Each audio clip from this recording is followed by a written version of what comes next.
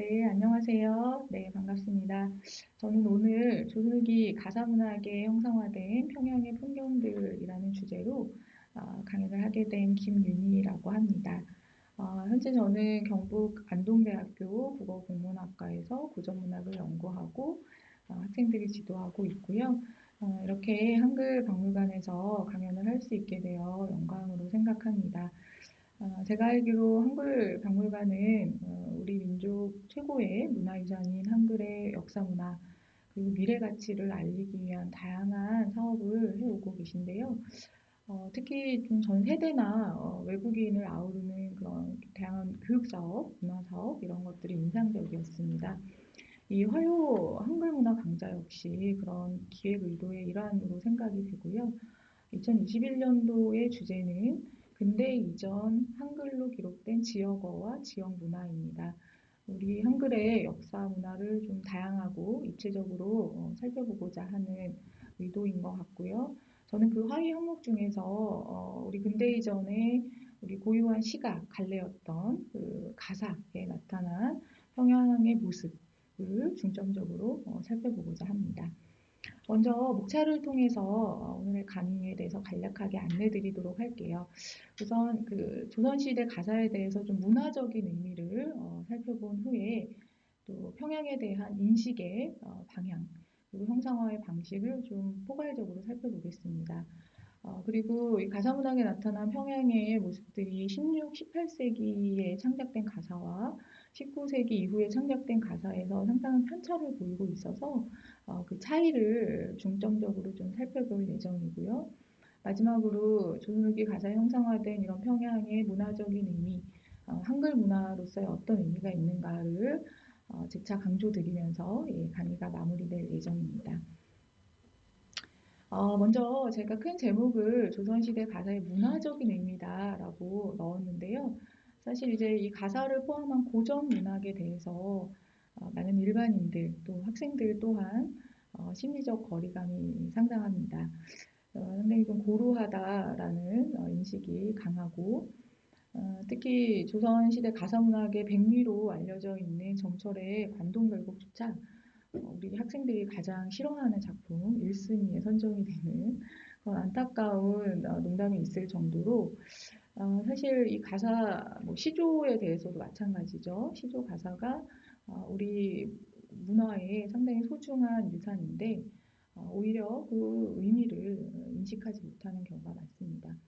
그래서 오늘 저는 좀 뭐 학술적이고 전문적인 차원에서의 가사를 설명드리기보다 이 가사 자체가 조선시대 사대부들이 향유에 또 좀 흥겨운 장르였다. 흥겹고 즐거웠기 때문에 사람들이 창작을 하고 향유를 했다. 이 점을 좀 강조드리고 싶고요. 특히 이 사음보 운율이라는 기본적인 틀 속에서 분량 제한이 없었어요. 그래서 확장적인 문체를 통해서 조용기에 가면 다양한 주제가 가사문학으로 형상화되는 양상이 나타납니다.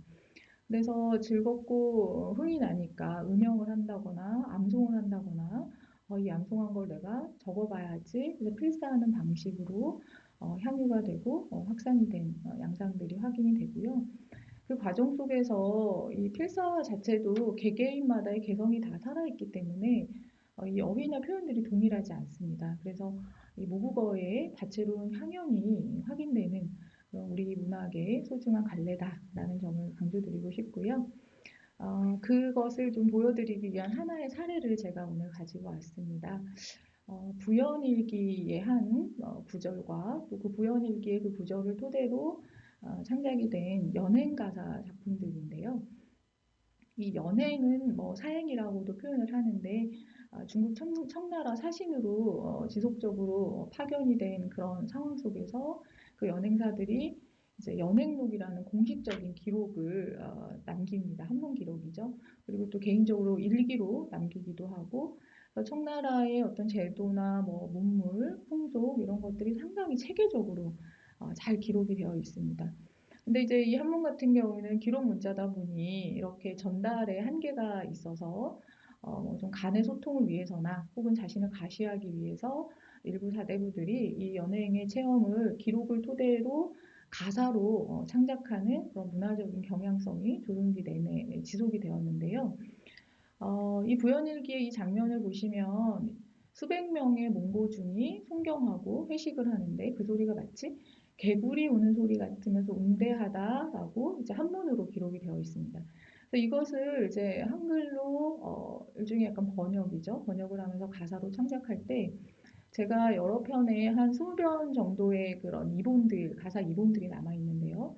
이본들이 전후 사실적인 정보는 유사한데 이 소리를 형상화하는 의성어 부분에서 다 차이가 발견된다는 점이 상당히 흥미로웠습니다. 이 무자서행록 같은 경우는 이제 가장 초기 작품인데 꾀약꾀약, 근데 꼬약꼬약 이것도 물론 유사하지만 다르죠. 그런데 이제 병인연행가는 이제 좀 더 후반부에 창작된 가사인데 이거는 여러 명, 수백 명이 우는 소리니까 꼬약꼬약보다는 웅맹웅이 낫지 않을까?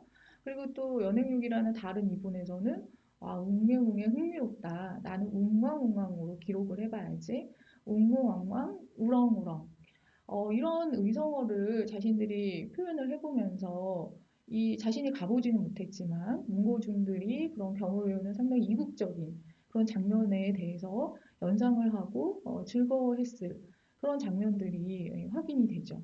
그래서 이 가사문학에서 이렇게 좀 낭독하고 표현하는 즐거움이 있었고 또 이것을 자신이 이렇게 가사를 하면 많은 사람들이 또 간의 중심이긴 하지만 듣는 그런 기록 있었다는 그런 문화도 있었습니다. 그래서 듣는 즐거움도 있었을 테고 그리고 오늘 강조드리고 싶은 거는 우리의 모국어기 때문에 이런 좀 개별적이고 독자적인 그런 감각 또 언어적인 실천이 가능했다. 그런 다양성을 확인할 수 있는 그런 갈래이고 이런 즐거움이 있었기 때문에 조선후기의 가사가 지속적으로 확산되고 사실 양적으로도 상당히 많은 양이 남아 있거든요.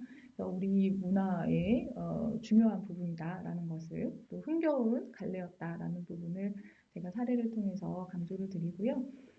본격적으로 오늘 강의 주제와 관련된 이제 평양에 대한 얘기를 좀 간략하게 하고 넘어가겠습니다. 사실 최근에 이제 평양하면 뭐 어떤 이미지가 떠오르시나요? 주로 이제 냉면이 떠오르시는 분들이 많으시겠죠? 사실 지금 체제와 이념이 너무 다른 도시가 되어버려서 우리에게 전달되는 정보도 상당히 단편적이고 가깝고도 먼 도시가 되었어요. 그래서 지금 북한에서는 평양이 이제 사회주의 국가의 계획 도시이기 때문에 이 공원 속의 도시라는 점을 상당히 강조한다고 합니다. 물론 대동강을 중심으로 한 풍경 자체가 워낙 아름답기도 하고 또 인민의 낙원이라는 이미지를 이제 투사해야 되기 때문에 상당히 좀 발전되고 또 이렇게 자연 친화적인 모습을 많이 강조하는데 오늘날에는 그러하지만 제가 오늘 강의에서 이제 근대 이전의 역사에서는 또 평양이 한반도의 고대사의 또 중심 도시이기도 했고 조선기로 가면은 풍류의 도시로서 상당히 유명했다고 합니다. 그래서 우리 한반도의 역사와 문화가 좀 누적된 도시라는 그런 시각에서 이런 좀 원근법적인 시각에서 거리 감각을 이렇게 살펴보는 것들이 좀 재밌지 않을까라고 해서 제가 이렇게 정리를 해보았고요. 네, 그럼 본격적으로 오늘의 강의와 강의 주제와 연결된 좀 평양에 대한 인식의 변화를 좀 간략히 살펴보고 넘어가겠습니다. 평양에 대한 인식을 설명할 때 상당히 중요하게 다루어지는 개념이 바로 중화계승론과 기자입니다. 중화는 우리 그 조선시대 사대부들이 우리나라는 소중화다. 즉 어떤 그 청나라의 문화가 아니라 명나라 한족의 문화를 계승한 그런 소중화 국가다라는 점을 상당히 중요하게 신봉을 했었고요. 이 기자가 그런 어떤 중화의 그 문화를 가장 처음 전래해준 인물로 오랜 시간 존중이 되었습니다. 그래서 조선시대에는 국가적인 차원에서 정전터를 만들고 또 기자묘를 재구성하고 그러니까 일종의 계획을 했던 거죠. 기성. 그래서 이제 평양을 기자의 도읍지, 기성이라고 인식을 했는데 현재 역사학계에서는 이것이 좀 만들어진 역사로 평가가 되지만 이 시기, 근대 이전 시대의 지식인들에게 있어서 이 평양은 어떤 하나의 기성으로서 환기되는 그러니까 역사적인 그 구심점이 되는 그런 도시였던 것이죠. 특히 그래서 청나라에 아까 말씀드렸듯이 사신으로 행차를 할 때 이 평양에 반드시 들러서 기자와 관련된 유적을 보는 그런 관행이 있었습니다. 일종의 우리가 비록 지금 청나라에 가서 인사를 하고 그런 상황이긴 하지만 우리는 중화를 계승한 민족이다라는 문화적 자존감을 확인하는 그런 하나의 의례였었고요. 그런데 이런 의식이 19세기 이후에는 많이 희석이 되어서 이 평양 자체가 대청과의 무역을 통해서 상당히 상업 도시로 성장하는 양상을 보이게 됩니다. 그래서 이 가사뿐만 아니라 다양한 자료에 나타나는 이 평양의 모습은 이런 기성의 이미지보다 평양의 팔경, 아름다운 경치, 그다음에 평양 감사 연회를 하는 장면, 뱀놀이를 하는 장면, 이런 장면들을 연상케 하는 그런 도시로서 변화하게 됩니다. 네, 이런 상황에 유의를 하면서 제가 이제 조선시대 지리서와 가사문학에 대해서 좀 간략히 설명을 드릴 텐데요. 이 가사문학과 이제 지리서는 어떻게 보면은 뗄래야 뗄 수 없는 관계에 있습니다. 앞서 설명드린 정철의 관동별곡도 신증 동국 여지승남에 있는 구절들과 일치한다, 몇몇 구절들이 일치한다라는 것이 이제 밝혀졌는데요. 그게 뭐냐면 이 지리 자체가 어떤 그 군사적인 면도 있고 행정적인 면도 있고 그다음에 그 지역의 지리를 잘 알아야 통치를 할 수 있기 때문에 그 지역 수령으로 부임한 사람들의 필독서였습니다. 그래서 정철이 강원도 지방의 관찰서로 부임한 후에 그런 지리서를 읽고 나서 지적 정보가 축적이 됐겠죠. 그 상황에서 이제 유람을 하는 과정에서 생겨나는 흥을 관동별곡으로 형상화를 한 것이고요. 평양과 같은 경우는 이런 평양지라는 지리지가 1590년에 가장 처음 발간이 되었습니다. 근데 이제 윤두수의 5대 손인 윤유가 1730년에 이 평양지를 이제 평양 속지로 보완해서 다시 만들어내고 흥미로운 건 그 안에 이제 평양 성도와 같은 목판화가 수록이 되고요. 이런 지리지 말고도 그림, 회화 쪽에서도 평양의 모습을 많이 형상화하는 그런 모본들이 등장하게 됩니다. 그래서 회화사에서도 우리나라 회화사에서도 이 평양이 상당히 이제 중요한 도시로 인식이 되는데요.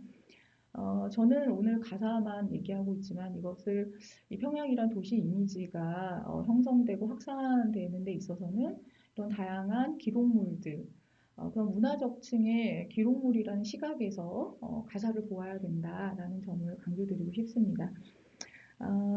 특히 제가 이제 교섬 양상이라고 했는데요. 이제 지리서와 가사, 그다음에 한시, 회화, 지도가 모두 다 상호 교섭 현상을 보이고 있습니다. 그 19세기에 편찬된 이유원의 이마필기를 보면은 우리나라 악보 중에서 박제가가 지은 관서 악보와 성시 전도는 사람들이 모두 외워 전한다라고 기록이 되어 있는데요. 이 기록을 보면 이 평양에 대해서 1차적으로는 그런 어떤 행정적인 목적에서 창작이 되었지만 조선후기 후반부로 갈수록 평양이란 도시에 대해서 좀 알고 싶어하는 많은 사람들의 어떤 수요가 있었던 거죠. 그래서 그런 지적 욕망을 충족시켜주는 다양한 문화물들이 나왔고 우리 문학에 좀 한정지어 본다면 15세기에 조이에 의해서 창작이 된 평양 파령이라는 한시가 평양의 풍경을 묘사한 최초의 한시입니다. 여기 보면 이제 평양의 아름다운 8개의 풍경이 선정이 돼서 한시로 창작이 되어 있고요. 15, 16세기에는 이 지리지의 이 작품이 수록이 됩니다.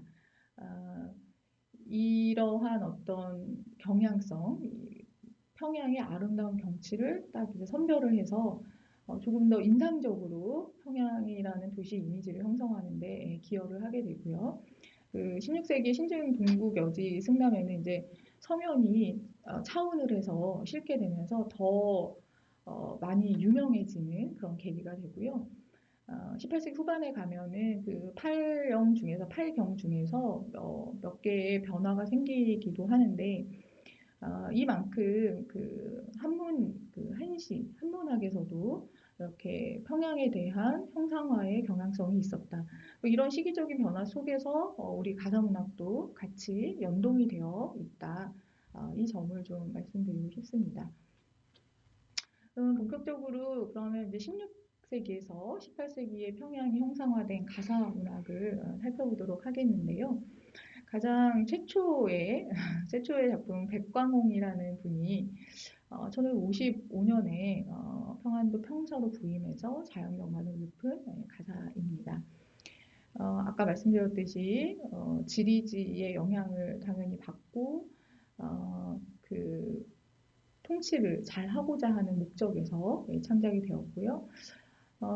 장유가 연행별곡, 서정별곡을 제가 같이 묶은 이유는 이 세 작품 모두 다 연행 가사입니다. 사행을 다녀온 후에 창작이 된 가사인데 앞서 말씀드렸듯이 평양을 반드시 들러야 하는 그런 문화적인 관습 속에서 평양을 형상화한 부분들의 유사성이 발견이 되고요.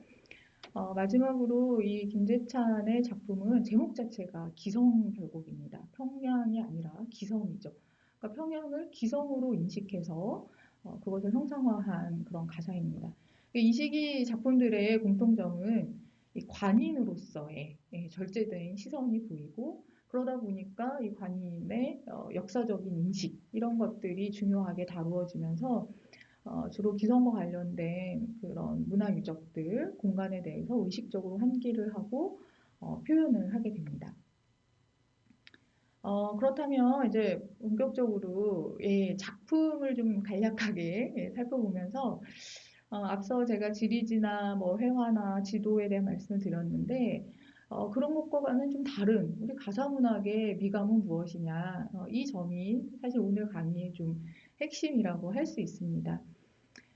이 작품을 보시면 제가 밑줄을 친 부분들 같은 경우는 지역명이에요. 그러니까 영광정리나 뭐 부병루, 또 기성이라는 표현도 나오죠. 기항이라는 표현도 나오고, 이런 그 지리 정보는 또 유사합니다. 그런데 이 가사로 형상화되는 과정에서는 돌아들어 올라가니 봄빛을 자랑한다. 또 어제로운 듯 하다마는 또 돌아드니 그리고 올라간다.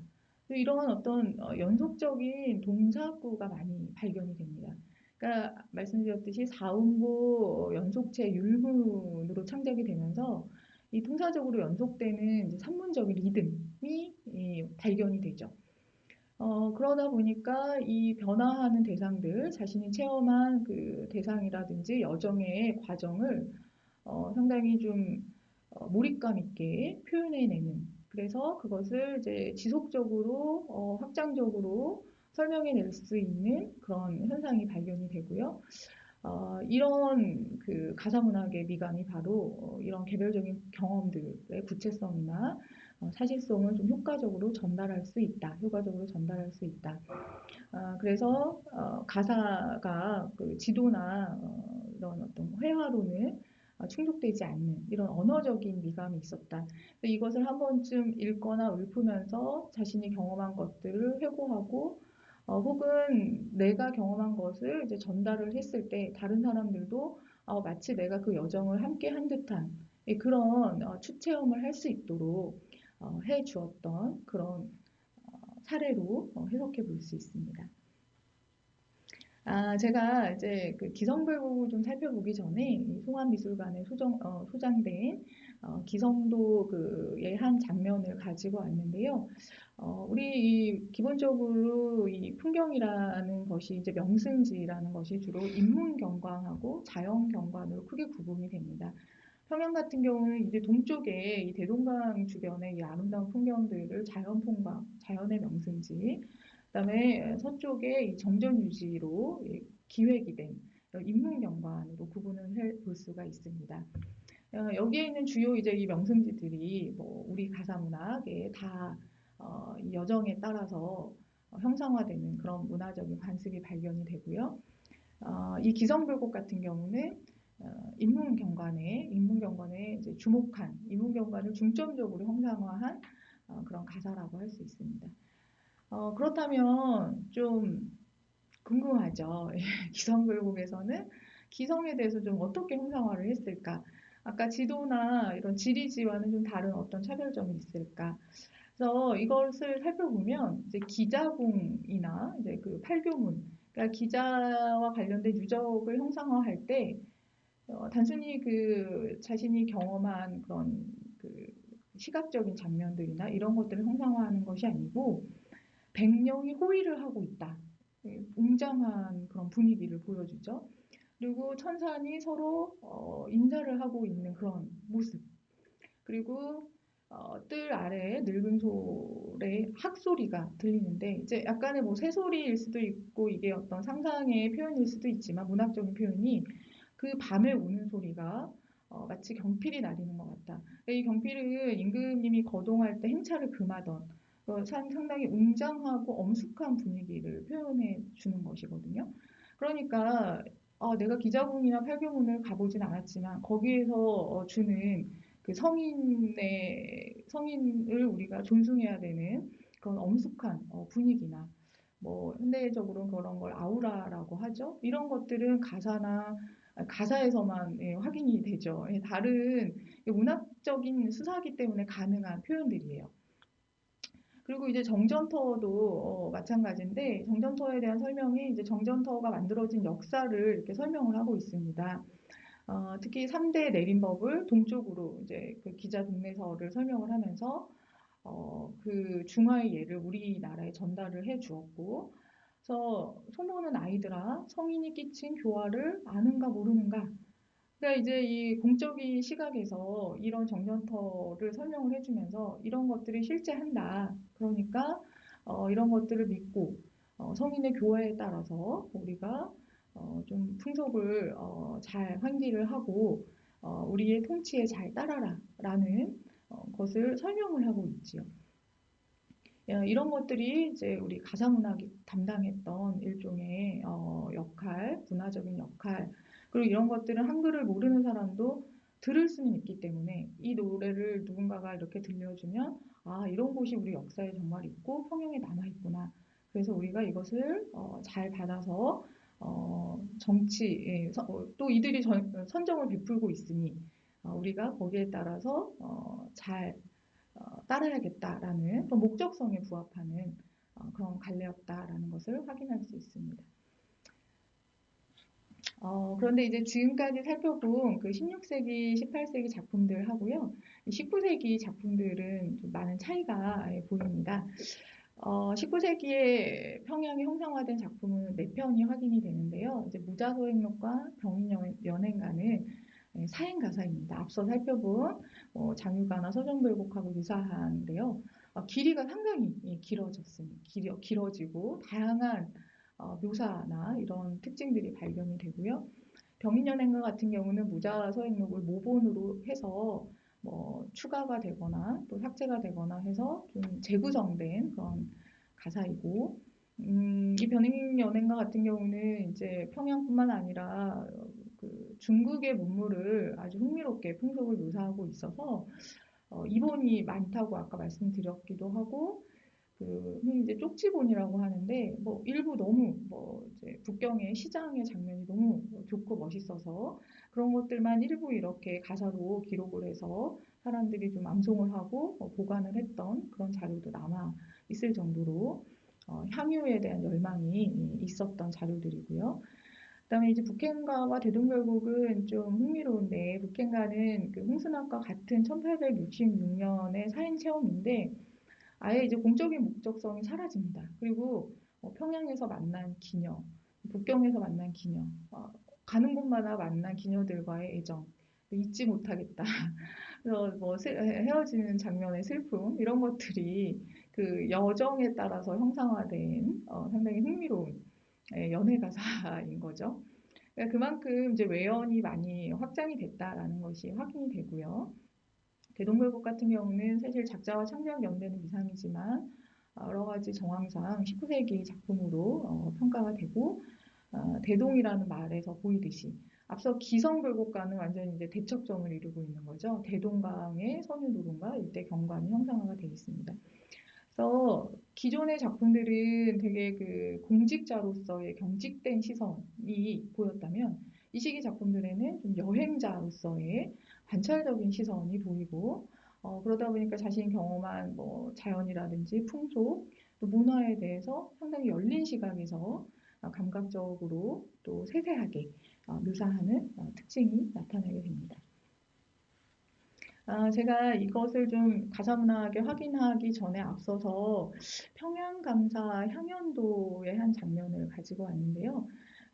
이 정조실록의 기록을 보면 이 대동강에서 이 평양감사 연회를 하는 것이 전국적으로도 상당히 유명했던 사건입니다. 사실 이 평안 감사가 정확한 표현이긴 한데요. 이제 약간의 그 관습적으로 평양 감사가 굳어졌기 때문에 이번 강의에서는 평양 감사라는 표현을 쓰겠습니다. 어, 이 본부가 이제 평양인 거죠. 성인 기자의 옛 도성으로서 정전에 남은 터가 있는 데다가 성시의 민물의 풍성에서 큰 도회지가 됐다. 이제 무역을 하면서 상업적인 도시로 성장을 한 거죠. 그리고 국방의 방어가 중요한 곳이기도 하고, 그래서 평양이 중요한 도시고, 그래서 평양을 잘 알아야 되니 그것과 관련된 그림을 올려라. 그림도 올리고 지도도 올려라. 그래서 이제 병풍을 만들어라라고 명을 했고, 그러다 보니까 이제 이 작품도 거기에서 나온 그런 맥락에서 나온 작품이고요. 다수의 모본들이 창작이 되게 됩니다. 이 향연도, 이 평양에서 향연도의 경우에는 작년 말부터 올해 초까지 국립중앙박물관에서 전시회가 있었는데요. 정말 이 미디어 아트나 홀로그램 기술을 이용해서 여기에 있는 인물들이 살아 움직이는 모습들, 그리고 이분들하고 같이 걷는 듯한 느낌을 주는 그런 전시가 상당히 인상적이었습니다. 그 말은 이 그림이지만 이 협곡에 들어있는 장면 장면을 보면 이 색채 감각도 살아있고 인물들의 움직임이나 이런 것들이 상당히 역동적이고 생동감이 넘친다라는 것을 확인할 수가 있어요. 근데 이런 경향성이 우리 가사문학에도 확인이 됩니다. 제가 이제 병인연행가의 한 부분을 가지고 왔는데요. 앞서 평양을 인식했던 부분과는 그 역사적인 의식이 많이 희석이 되고 자기가 평양 땅에 와보니까 너무 즐겁고 흥겨운 거예요. 그래서 즐겁기도 그지없다. 첫눈에 황홀함이 듣던 말과 같구나. 그러면서 이제 이 대동강의 아름다운 풍경들을 막 묘사를 하고 야, 이곳이 선경인가, 신선의 세계인가, 인간의 세계인가.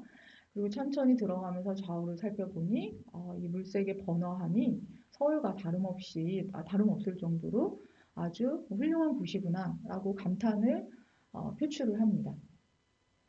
그리고 이제 부병루에 올라가서 이제 이 모습을 이 뱃놀이 하는 모습, 대동강의 선유 장면을 묘사를 하는데요. 역시 아까 그 얘기한 제가 말씀드린 그런 그림하고의 차이점을 좀 생각을 해본다면 한 배에는 대치타 소리가 있고 또 한 배에는 육각 소리가 들리고 올라앉아서 살펴보니 이런 어떤 그 제가 말씀드렸던 연속적인 동사구에 주목을 해보면 이 가사문학이 주는 그 언어적인 몰입감을 확인해 볼 수 있습니다. 그리고 이 지은 집들의 모습을 다양한 이런 소재들을 통해서 형상화를 하고 있고요. 그리고 여러 기생들이 모여 앉아서 노래를 하는데 그 곡조가 아름답고 또 어부사 한 곡조에 배를 저어서 노래를 들으면서 올라가니 풍악은 잦아들고 청우는 도도하다. 지금 이것을 보시면 알겠지만 기존의 그 16, 18세기에서 평양을 형상화했던 방식과는 상당히 차이가 느껴진다라고 확인이 되실 거예요. 자신이 경험한 것에 대해서 주관적인 감흥을 좀 직접적으로 표출하고 이런 문화적인 풍경을 좀 감각적으로 형상화를 하고 있다. 이런 사례가 특히 이제 북행가에 가면은 상당히 더 구체화가 됩니다. 이 북행가를 보시면 아까 말씀드렸듯이 북행가는 평양 인식이 좀 개별화되면서 기녀와의 애정이 이 서사의 중심축으로 되는데요. 여기 보시면은 아예 그 제가 여기 표시를 했는데 기린굴에 구경을 한다. 어화 구경이 장하다. 이내 노름이 장알시고 뭐 취음으로 활육해서 하초로 돌아오니 어떤 이제 뭐 목적성이나 공적인 의식이 없죠. 그냥 구경을 하는 거예요. 관찰자, 유람하는 관찰자의 시선에서 자신이 평양을 경험한 비중이 이제 재배치되고 내가 가장 즐거웠던 일이 기녀와의 애정이다. 그래서 그것을 솔직하게 이렇게 가사로 형상화를 한 거죠. 근데 흥미로운 거는 이 작품 같은 경우는 이제 그런 공식적인 목적의 연행록을 참조하지 않았어요. 그러니까 공식적인 목적에서 연행록을 참조해서 가사가 많이 창작이 됐는데 북행가 같은 경우는 자신의 개인적인 경험이 위주가 되다 보니까 근데 여기서 중요한 거는 가사 문학이 이제 그러한 감정과 또 체험 서사를 다룰 만큼 이제 외연이 확장이 되고 그 효용성이 인정이 되었다는 거죠. 그 점이 좀 중요하다라고 생각이 되고요. 그리고 또 재밌는 것이 이 기자의 유적지를 살펴보긴 합니다. 그런데 내가 행색이 총총하다. 총총 너무 바쁘고 그래서 대강대강 지내보고 빨리 정약문으로 썩 나서보자. 그러니까 이제 문화적인 관습으로 내가 기자와 관련된 유적지를 돌아보긴 하지만 근데 의무적이고 피상적인 행위였던 거예요. 자신의 감정을 투사해서 어떻게 중화의식이나 뭐 예의를 갖출 것인가 이런 것에 대한 인식이 사라진다라는 점이 상당히 흥미롭습니다. 어, 이 이제 마지막 작품으로 제가 대동별곡을 가지고 왔는데요. 이 이제 그림 역시 앞서 살펴본 그 평안감사 연해도의 한 장면이고요. 대동강 백놀이를 형상한 월야 선유도의 한 장면입니다. 그런데 우리 가사에서는 이것을 좀 어떻게 형상화를 했을까? 이 그림을 봐도 상당히 흥겨워하는 그런 사람들의 모습이 보이죠. 그래서 이 거리를 두고 이렇게 그림을 보는데 이 가사를 보면 이 흥겨운 장면으로 조금 더 언어적으로 몰입할 수 있게 해준다라는 것이 확인이 됩니다. 여기를 보시면 이제 그 즐거운 술자리에서의 즐거움이 형상화가 되어 있는데 을밀대 늙은 신선 이술 한 잔 잡아보소. 주렴산의 아홉 용화 이술 한 잔 먹어보소. 모란봉에 꽂힌 손녀 이 잔치에 한번 참여해 보세요. 금수산의 학탄 노인 이 잔치에 한번 놀아보십시오. 여기에 참여하지 않는 사람들이죠. 그러나 신선이나 용, 선녀 이런 어떤 초월적이고 상상적인 그런 매개를 가지고 와서 자신이 지금 즐기는 이 연회의 장면이 얼마나 흥에 넘치고 이 흥을 이렇게 표현하는 데 있어서 정말 이 어떤 신선 노름과 다름없다. 또 너무나 내가 생각했던 이상적인 장면이다라는 것을 이러한 문학적인 반복 수사를 통해서 형상화하고 있다라는 것을 알 수 있고요. 그리고 또 이 가사에서 재밌는 것이 그 어떤 춤을 추는 모습이나 가야금을 치는 소리, 그다음에 맑은 노랫소리 이런 것들을 어떤 비유를 통해서 표현을 하고 있습니다. 이런 것들은 역시 회화나 지도에서 보이지 않죠. 가야금을 타는 소리가 물속에서 용이 우는 소리 같다. 어떤 소리일까요? 용이 웃는 소리? 상상을 하게 만들죠. 그 상상은 그 소리 감각은 개인마다 다 다를 수 있지만 호기심을 자극하면서 나름의 방식으로 이 아름다운 가야금 소리를 연상을 하게 될 거고요. 또 목단이라는 기생의 아주 청아한 노래 소리는 가는 구름을 머물게 할 정도로 야, 저 노래 너무 잘해서 구름이 머물러서 들을 정도로 얼마나 아름다운 노래일까. 우리가 한번 또 역시 몰입을 하게 됩니다. 그리고 춤을 추는 설중매의 모습이 너무 아름다워서 버드나무가 휘드는 것 같은 그런 장면이다. 사실 지금도 연상이 되지 않나요? 아름다운 묘한 춤이라고 표현을 했죠. 그러니까 이 아름다움, 이 춤의 선이 너무 아름다워서 이것이 마치 버드나무가 휘드는 모습과 같다. 이렇게 되면 지금 아까 말씀드렸듯이 이제 뭐 미디어 아트나 홀로그램을 통해서 오늘날 기술로 재현하는 이런 장면들이 이런 가사의 언어를 통해서 우리 머릿속에 개별적이고 다채롭게 연상이 되었겠구나. 이런 문학적인 효용성이 있었구나. 이것을 확인해 볼 수 있지요. 그리고 이제 노래소리도 꾀꼬리 가지고 뭐 벗 부르는 소리도 다 이제 비슷한데 이러한 이런 언어적인 이런 효용성, 이게 이제 한글 문화, 우리가 오늘 강조드리는 이 한글 문화에서 상당히 좀 의미 있고 중요한 사례들이다라고 예, 강조를 드리고 싶습니다. 어, 네, 지금까지 이 제가 조선시대의 가사에 형상화된 평양의 풍경과 그 건물을 좀 지루하셨겠지만 네, 다시 한번 간략하게 정리를 하면 16, 18세기에는 좀 기성, 기자의 도읍지로서 역사성과 관념이 투사돼서 좀 분량이 길지도 않고 공직자로서의 경직된 시선으로서 그런 표현들이 좀 회고적이거나 초월적인 표현이 주를 이루는데 19세기로 가면 좀 풍경 자체가 유락화, 향락화되고 또 구체적이고 감각적인 표현이 많고 이제 초월적인 표현도 나오지만 그것은 이제 향락을 표현하기 위한 하나의 수단으로서 표현이 되죠. 기자의 신성함이라든지 역사적인 웅장함을 강조하는 방식이 아니라 개별적인 그 흥을 표현하는 양상으로서 문학적 수사가 다채롭게 변화하는 것을 확인해 볼 수 있습니다. 사실 오늘날 이렇게 만약에 우리가 뭐 평양을 방문하게 된다거나 아름다운 명승지를 방문하게 되면 많은 사람들은 사진을 찍기에 바쁘죠. 사진을 찍고 그것을 기록하고 풍경을 찍는 것인가 인물을 찍는 것인가가 이제 헷갈릴 정도로 사진 찍기에 몰두를 하는데 그러다 보니까 내가 그 풍경에서 느낀 그 감정이라든지 그 경험의 폭을 언어로 표현하는 경험은 오히려 점점 줄어들고 있는 것 같아요.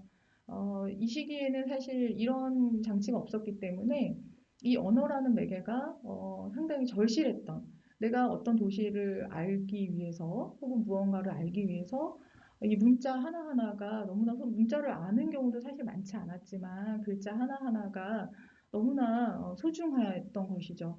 그래서 우리에게 있어서 지금의 기행가사에 남아있는 저런 어휘 하나하나가 그 당시 사람들에게 있어서는 너무나 그 지역이 이런 언어로 불린데 또 그 지역에는 이러한 문화가 있고 그 지역에서 보여주는 이런 문화. 그러니까 아까 대동강 노름 같은 경우는 오늘날의 어떤 축제 문화와 같았기 때문에 아, 나도 거기 한번 가봤으면 거기 한번 가서 놀고 싶다. 이런 생각을 하게 되거든요.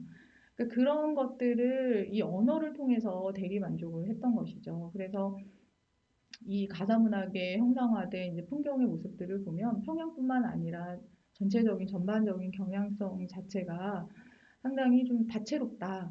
그리고 떻게 하면 좀 더 정확하게 좀 더 내 체험을 아름답게 표현할 수 있을까를 고민했다는 것을 제가 연구자로서 예, 많이 느낍니다. 그래서 오늘날 오히려 언어 문화가 많이 줄어들고 있는 요즘과 같은 시대에 우리에게 주는 좀 성찰적인 메시지가 이런 데도 있지 않을까 네, 이런 점을 좀 말씀드리고 싶고요. 마지막으로 제가 좀 흥미로운 연구 결과가 있어서 가지고 왔는데 제가 오늘은 좀 가사문학에 대해서만 좀 강조를 드렸지만 야담에도 사실 평양에 대한 이야기가 많이 남아있어요. 19세기 중엽에 유행했던 이야기들에 대한 기록인데 아마 여러분도 많이 들어보셨을 법한 속담, 평양감사도 제 싫으면 그만이다. 네, 그만큼 이 평양감사 자체가 많은 사람들에게 있어 선망의 자리였죠. 그래서 이 평양감사에 친분이 있거나 평양감사에게 뭔가 은혜를 베풀어서 엄청나게 이제 부를 축적한 사례가 이야기에 나오기도 하고 또 장사를 해서 부를 축적한 그게 이제 평양이란 도시가 좀 기회 공간으로 인식이 되었다고 해요. 이 당시 사람들에게. 그리고 또 기생을 이제 뭐 돈이 있으니 기생들과 만나서 좀 연애를 하는 그런 이야기. 그러니까 유흥적인 도시. 그래서 이 청구 야담에 보이는 이 평양에 대한 이런 인식의 방향성이 우리 가사문학과는 좀 유사하면서도 좀 또 다른 면모들이 있죠. 근데 이제 흥미로운 것이 청구 야담에 제일 많이 언급된 도시가 이제 평양이고 두 번째로 언급된 도시가 이제 안동인데 이게 재밌더라고요. 지리적으로도 우리 서울을 중심으로 평양과 안동의 거리가 상당히 유사해요. 근데 이제 평양은 이런 유흥적인 도시로 인식이 되었고 19세기에 안동은 되게 유교적인 질서, 전통적인 질서를 강조하는 이야기가 많이 남아 있다고 합니다. 뭐 안동은 그런 문화가 아직도 이제 지속이 되고 있지만 좀 흥미로운 것은 이 안동 지역에서 이제 훈민정음 해례본이 또 발견이 되기도 했고 여성들의 한글 문학이었던 가사가 집중적으로 남아있는 도시예요. 그래서 또 오늘날의 한글 문화 속에서 본다면 이 안동이 또 중요한 도시로 인식이 되고 있고요. 제가 말씀드리고 싶은 건 각 도시에 남아있는 근대 이전의 이 한글 문화를 좀 포괄적으로 살펴보면서 그 역사적인 의미를 환기해보는 작업이 앞으로도 좀 지속이 되었으면 좋겠다라는 생각이 들고요. 어, 마지막으로 우리의 이제 강의의 좀 가장 궁극적인 주제와 연결된 좀 시 한 편을 제시를 하면서 강의를 마무리하고자 합니다. 제가 이제 안동 지역에서 공부를 하다가 우연히 알게 된 시인데요.